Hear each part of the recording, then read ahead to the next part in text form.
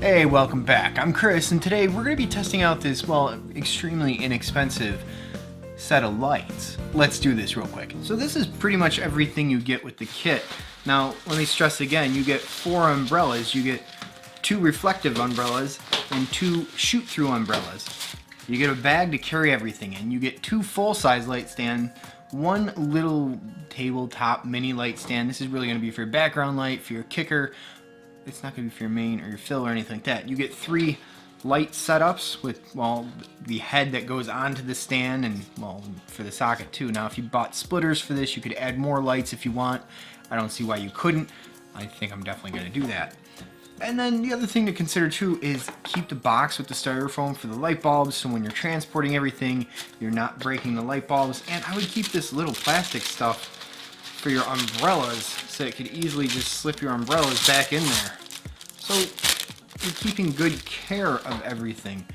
And I would almost keep something for the cords too, maybe get little rubber bands or bungee cords or something like that. But my point is, could you use this lighting setup? Yeah, you could. Is it going to be a little frustrating at times? Yeah, it might be, but you know what? If you're just starting off, or if you want to learn continuous lighting, or if you want to learn photography or anything like that, and this might be a good, inexpensive way to learn that. And the benefit of continuous lighting is you can see the effect the light's going to have versus using speed lights or strobes and stuff like that, where you can't really see the effect until you take the picture. So this is going to be easier to learn on where you want your lights to set up, how you want it to look, and the different lighting aspects you can have, put it that way. Now, I bought this set of lights on Amazon. For some reason I was looking for stripped soft boxes, and I'm gonna end up making my own because I can't really find an inexpensive set of strip boxes. So aside from that, I found this lighting kit for like $40-some. I mean, the prices vary, but pretty much it's a 3 lighting setup. But this one came with 4 umbrellas. You get 2 shoot-through umbrellas, and then you get 2 reflective umbrellas. I'm using the 2 reflective umbrellas right now. My main light's over here, and I'm using 2 of the bulbs in the 1 main light. Pretty much the one that you're supposed to be using for the background, I'm also using for the main, so I got a little more coming out of there, and the fill is pretty much right here. So I'm kind of curious what it looks like. Now my settings for my camera, ISO 500, which isn't that bad, f4, and then again a 50th of a second. Normally with the DIY studio lights that I made, I would be shooting with ISO 160, f4, and then same thing, 150th.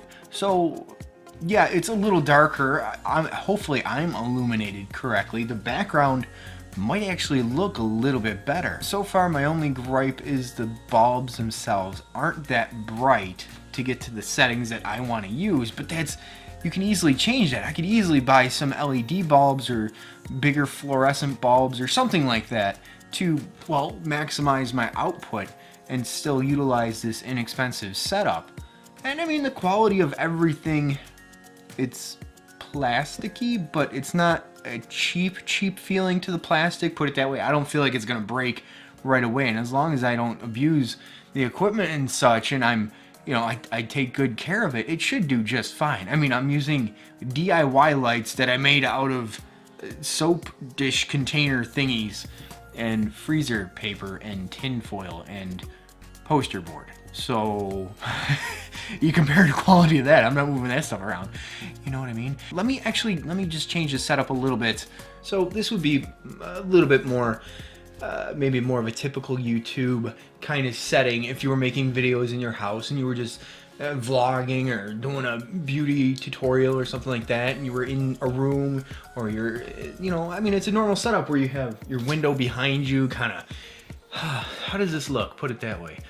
The light, this light's a little bit. Anyways, I'm gonna play with the settings a little bit more. Put it this way: I'm at ISO 400, f4 again, and then 150th, and I don't think it looks too bad. The more I'm playing with these lights, the more they're growing on me. Put it that way. So I'm gonna keep playing. Okay, so I said to myself, I wanted a challenge. I wanted to buy some inexpensive lighting kits on Amazon and see what I can do with it. At first glance, the lights seem extremely dim to me, but don't forget that's 1 light bulb, where I'm using 2 DIY lights that I made, and each of them have 8 light bulbs each. So there's going to be a bit of a difference. And I'm using my 50mm right now, so I could shoot at f1.4. Still just the same ISO 160 and then 1/50th of a second for my, well, not frame rate. I'm shooting at 24 frames a second, so 180 rule. You know the drill. I mean, if you're making YouTube videos and such like that, you know the drill. So I'm kind of curious. I was very curious. I don't think this is in frame. I don't even have these set up right because I don't think I could use a different lens. I'm going to try using my normal lens. Normal in the sense of 24mm. Regardless, how does this look? I'm kind of curious. I don't think I could light my normal scene with this, not effectively. Actually, let's just try that now. Okay, so wait, before we change it up a little bit, let me shut the light off back here. And then, you can pretty much get a dark backdrop and such, and get a little bit of a different look. And these lights are working pretty good. I'm at ISO 400. The other settings are the same still. So let me change it up again. So this might be more of a beauty look, kind of just a simple one you would set up. I have a white reflector here, kind of give me a little bit of uplighting. I'm not doing any precise work with this light. I'm just quickly running and gunning it, throwing the lights in place. I'm not really making sure I got everything set up exactly.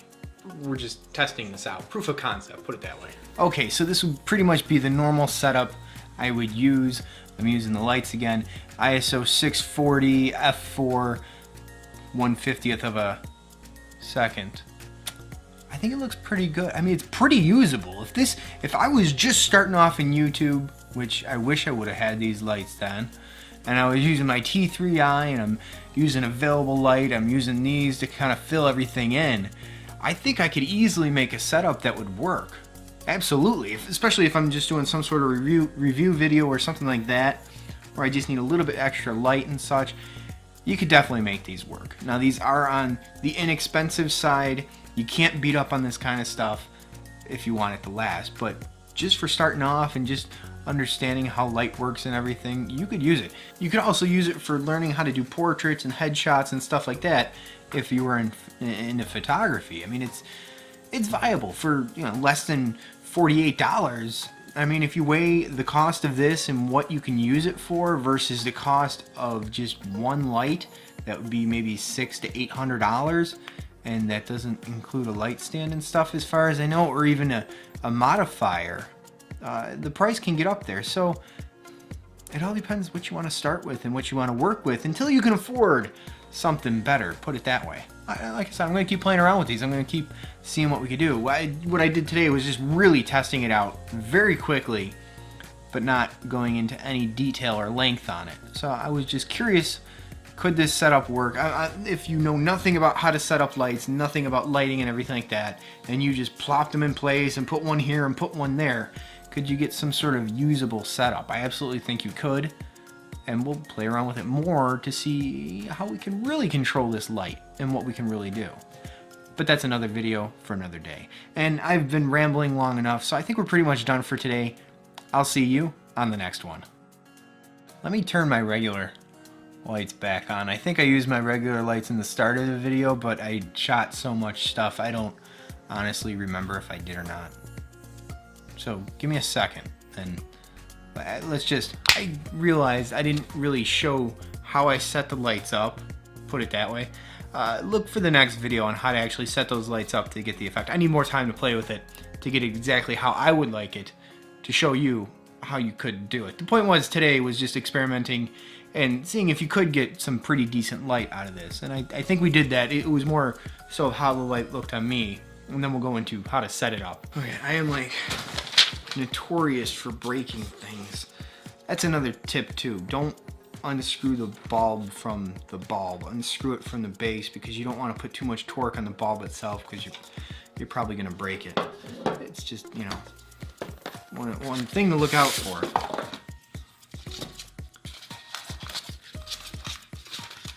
See, this should prevent me from breaking it. Even if you took away the styrofoam and just put something in here to pad the light bulb, putting it in here for when you're transporting everything, I'm not gonna break this. I hope not. You know how much footage I shoot and I don't actually use? It's like a ton. I could be up here in my little studio forever shooting all this B-roll, shooting all this other stuff. And then I just don't use it all. Even now, I might not use this because it might be making too much noise, and I'm not gonna like it. Now I'm done, and now I'll definitely see you on the next one.